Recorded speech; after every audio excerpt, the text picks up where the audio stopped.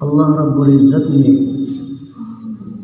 دنیا کے اندر انسانوں کو ایک مقصد دے کر بھیجا ہے اور ایک وعدہ لے کر بھیجا ہے۔ اللہ رب العزت نے عہد الست کے اندر ساری انسانیت سے عہد و پیمان لیا ہے۔ قرآن پاک کی اس آیت کے اندر اللہ رب العزت نے ارشاد فرمایا کہ جب ہم نے بنی آدم کی پیٹھوں سے ان کی اولاد کو نکالا اور ان سے اقرار کرایا اس بات کا اور خود ان کو ان کی ذات پر گواہ بنایا، کیا میں تمہارا پروردگار نہیں ہوں؟ تو سب نے کہا بلا، کیوں نہیں، آپ ہمارے پروردگار ہیں، شہیدنا، ہم اس بات کا اقرار کرتے ہیں۔ اللہ رب العزت نے ساری انسانیت سے جو قیامت تک آنے والی ہے سب سے اپنی ربوبیت کا اقرار کرایا۔ اس کی صورت یہ ہوئی کہ اللہ رب العزت نے 3 قسم کے عہد لوگوں سے لیے ہیں۔ پہلا عہد جو ہے اس کو عہد الست کہتے ہیں۔ عہد الست کی صورت یہ ہوئی کہ اللہ تبارک و تعالیٰ نے حضرت آدم علیہ السلام کو پیدا فرمانے کے بعد ان کی پیٹھ پر اپنا دایاں ہاتھ پھیرا۔ ہاتھ پھیرنے سے مراد یہ ہمارا اور آپ کا ہاتھ نہیں ہے، بلکہ اس سے ایک خاص تصرف مراد ہے۔ اللہ تبارک و تعالیٰ انسانوں جیسے اعضاء سے پاک ہیں، انسانوں جیسے اعضاء اللہ کے نہیں ہیں، اس لیے جہاں پر اللہ کا ہاتھ یا اللہ کا پیر کہیں پر ذکر کیا جاتا ہے تو اس سے خاص تصرف یا خاص تجلی مراد ہوتی ہے۔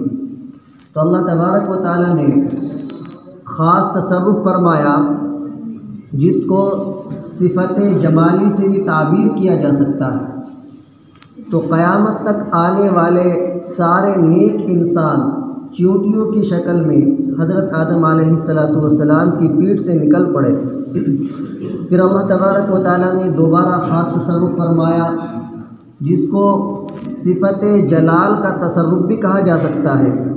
تو قیامت تک آنے والے جتنے بدعمل انسان ہیں وہ سارے حضرت آدم علیہ السلام کی پیٹھ سے نکل پڑے، اور جب سارے ایک جگہ اکٹھا ہو گئے تو اللہ تبارک و تعالیٰ نے سب سے عہد لیا، الست بربکم، بتاؤ میں تمہارا پروردگار ہوں یا نہیں؟ تو سب نے ایک زبان ہو کر کہا بلا، کیوں نہیں، آپ ہمارے پروردگار ہیں، شہیدنا، ہم اس کی گواہی دیتے ہیں، ہم اس بات کا اقرار کرتے ہیں۔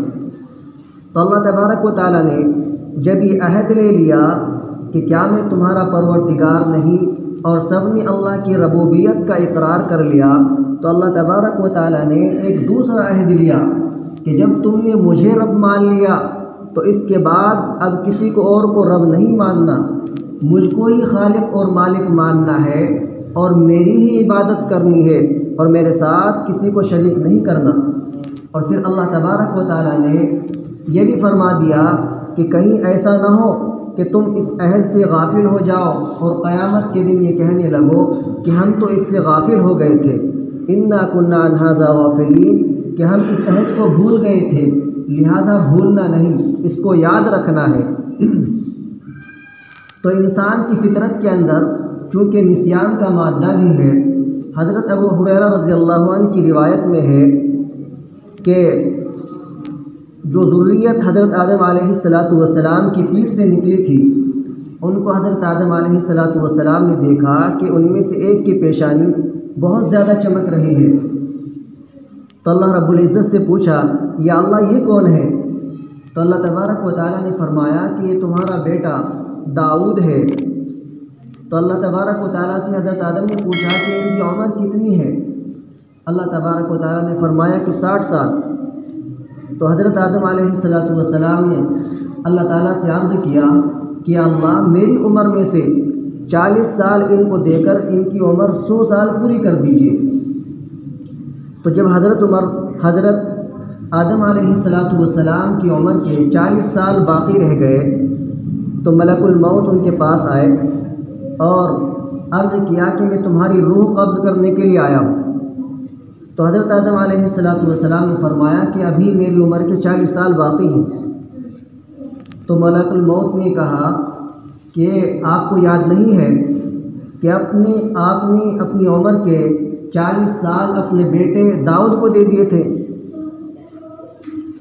تو حضرت آدم علیہ السلام نے فرمایا کہ مجھے کچھ نہیں پتہ، میری عمر کے تو ابھی 40 سال باقی ہیں۔ تو اللہ کے رسول علیہ السلام نے ارشاد فرمایا کہ حضرت آدم علیہ السلام نے جو عہد و پیمان کیا تھا اس کو بھول گئے، اور بھولنے کی وجہ سے انہوں نے اس وعدے سے انکار کر دیا۔ تو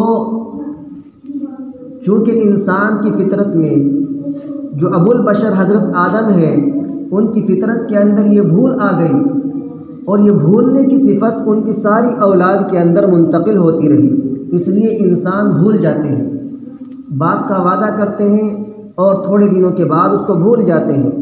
تو جب انسان دنیا کے اندر کوئی عہد و پیمان کر کے تھوڑے دنوں کے بعد ہی بھول جاتا ہے، تو عہد الست کے اندر، عالم ارواح کے اندر انسانوں نے اللہ تبارک و تعالیٰ سے جو عہد و پیمان کیا تھا اس کا بھولنا تو بہت آسان ہے۔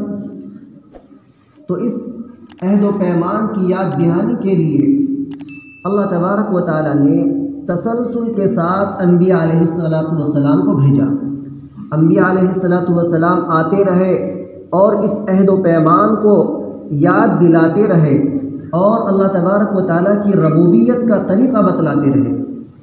تو یہ طریقہ اللہ تبارک و تعالیٰ نے جاری کیا تاکہ انسان اپنے عہد کو بھول نہ جائے، جو وعدہ اللہ سے کیا ہے اس کو یاد رکھیں اور اس پر قائم رہیں، تاکہ پھر قیامت کے دن ان کو عذر کا موقع نہ ملے، یہ نہ کہہ سکیں کہ اللہ ہم کو تو یاد ہی نہیں تھا، کوئی بتلانے والا آیا ہی نہیں۔ تو اس لیے اللہ تبارک و تعالیٰ نے ہر قوم کے اندر تسلسل کے ساتھ انبیاء علیہ السلام کا سلسلہ جاری فرمایا۔ دوسری قسم کا عہد اللہ تبارک و تعالیٰ نے حضرات انبیاء علیہ السلام سے لیا۔ انبیاء علیہ السلام سے اللہ تبارک و تعالیٰ نے یہ عہد لیا کہ جو پہلے آنے والے انبیاء ہیں وہ اپنی قوم کو بعد میں آنے والے انبیاء کی بشارت دیں، پیشن گوئی کے طور پر بتلائیں کہ میرے بعد فلاں نبی آئے گا، تمہیں اس کی تصدیق کرنی ہے، اس پر ایمان لانا ہے، اس کی تعلیمات پر عمل کرنا ہے۔ اور جو بعد میں آنے والے انبیاء ہیں ان سے اس بات کا عہد لیا گیا کہ جو پہلے انبیاء گزر چکے ہیں وہ ان کی تصدیق کریں کہ وہ سب سچے تھے، ان کی تعلیمات سچی تھی، اور انہوں نے جو احکامات بتلائے وہ اللہ تبارک و تعالیٰ کی طرف سے نازل کردہ تھے۔ اور آخر میں آنے والے انبیاء سے خاص طور سے حضور پاک علیہ السلام کی بشارت پر عہد لیا گیا کہ سارے انبیاء باقاعدہ طور پر اس بات کا اپنی قوم کے اندر چرچا کریں، اپنی قوم کو بتلائیں کہ پیغمبر آخر الزمان محمد عربی صلی اللہ علیہ وسلم اس دنیا کے اندر تشریف لائیں گے، لہذا ان پر ایمان لائیں اور ان کی تعلیمات کو اپنی زندگی کے اندر لا کر اپنی دنیا اور آخرت کو سنواریں۔ تو یہ دوسری قسم کا عہد تھا۔ تیسری قسم کا عہد اللہ تبارک و تعالیٰ نے دنیا کے اندر آنے والی خاص قوموں سے لیا ہے۔ قرآن کریم کے اندر بہت سارے مقامات پر اس کا تذکرہ موجود ہے کہ اللہ تعالیٰ نے قوموں سے عہد لیے ہیں، اور جو صراحت کے ساتھ قرآن کریم کے اندر بہت سارے مقامات پر مذکور ہے وہ بنو اسرائیل سے عہد لینے کے تذکرے موجود ہیں۔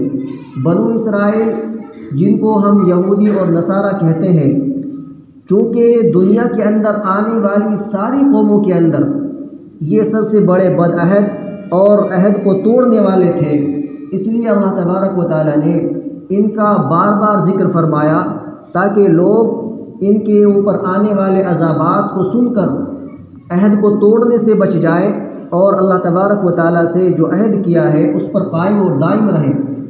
یہ قوم بڑی شریر قوم تھی اور آج بھی شریر ہی ہے۔ جو شرارتیں دنیا کے اندر چل رہی ہیں وہ ساری انہی کی دین ہے اور یہی کرنے والے ہیں۔ تو یہ لوگ جب عذاب آتا ہوا دیکھتے تو اللہ تبارک و تعالیٰ سے عہد کر لیتے، اور جب عذاب ٹل جاتا پھر بدشکنی کر دیتے، عہد شکنی کر دیتے۔ تو اللہ تبارک و تعالیٰ نے ان پر طرح طرح کے عذابات نازل فرمائے ہیں، جو ان کی عہد شکنی کی وجہ سے اور عہد کو توڑنے کی وجہ سے نازل کیے گئے۔ اور ان کا ذکر کرنے کا مقصد کیا ہے؟ ذکر کرنے کا مقصد یہ ہے کہ ان کے بعد آنے والی جو قوم ہے وہ ان کے اوپر آنے والے عذابات سے، ان کے ساتھ پیش آنے والے واقعات سے عبرت حاصل کرے اور اپنے آپ کو ان جیسی بلاؤں میں گرفتار ہونے سے بچا لے۔